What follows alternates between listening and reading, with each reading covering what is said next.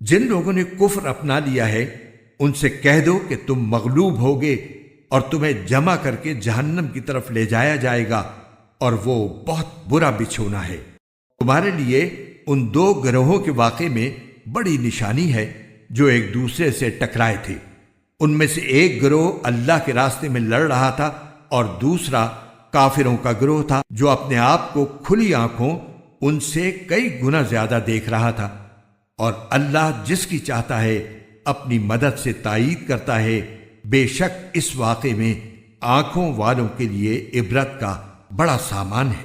لوگوں کے لیے ان چیزوں کی محبت خوشنما بنا دی گئی ہے جو ان کی نفسانی خواہش کے مطابق ہوتی ہیں، یعنی عورتیں، بچے، سونے چاندی کے لگے ہوئے ڈھیر، نشان لگائے ہوئے گھوڑے، چوپائے اور کھیتیاں، یہ سب دنیاوی زندگی کا سامان ہے، لیکن ابدی انجام کا حسن تو صرف اللہ کے پاس ہے۔